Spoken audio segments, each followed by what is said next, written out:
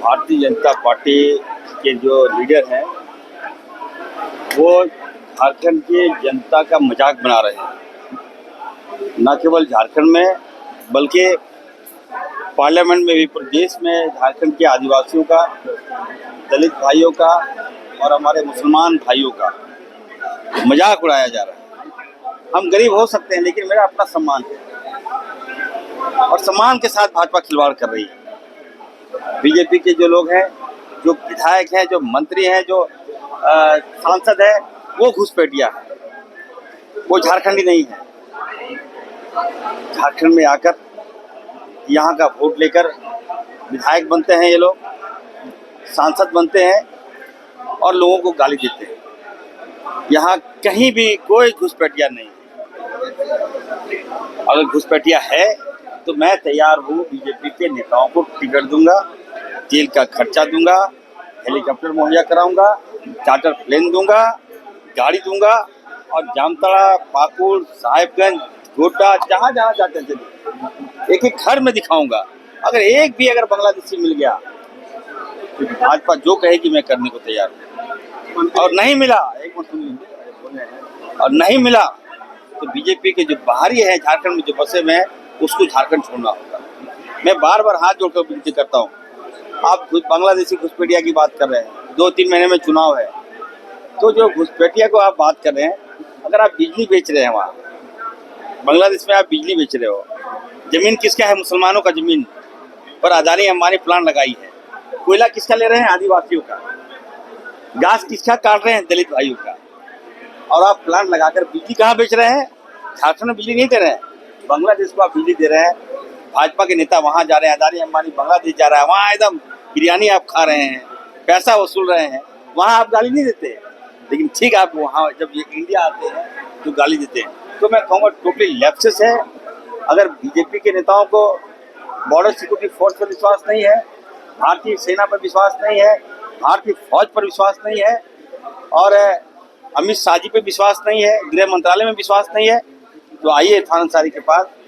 आपको मैं झारखंड फोर्स दूंगा, झारखंड पुलिस दूंगा।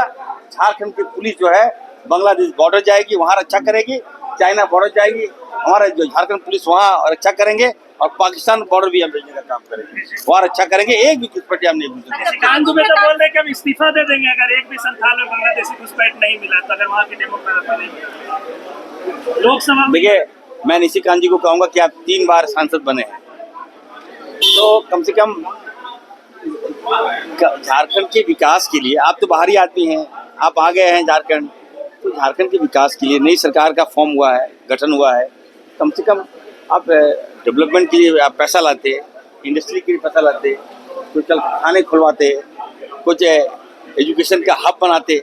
इस पर कभी ये लोग बात नहीं करेगा। ये देखिए, मुसलमान को गाली देता है, जितना नीचा दिखाना है। अरे भाई, हमारा सम्मान है ना, हम इतना ज़्यादा ब्लास्ट मत कर दीजिए कि आदमी आपा खो दे।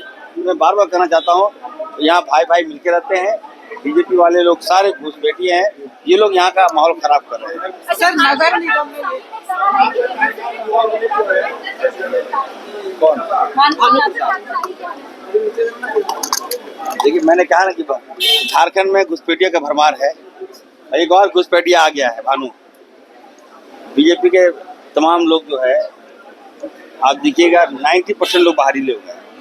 उनको नहीं मालूम है कि आदिवासी क्या होता है, आदिवासी का सम्मान क्या होता है। अगर एक आदिवासी मुख्यमंत्री मेरा बने हैं तो इतना अनपढ़ हो रहा है इनको।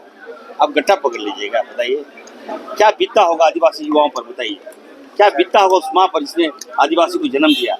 क्या बाहर के लोग इसे गट्टा पकड़ेगा आदिवासी का? कभी सोच सकते हैं क्या? इस भाषा का प्रयोग भाजपा कर रही है, भानु जी कर रहे हैं। कहाँ से पढ़ के आए हैं आप लोग? कहाँ से घुस गए झारखंड में? आदिवासी होना पाप नहीं है।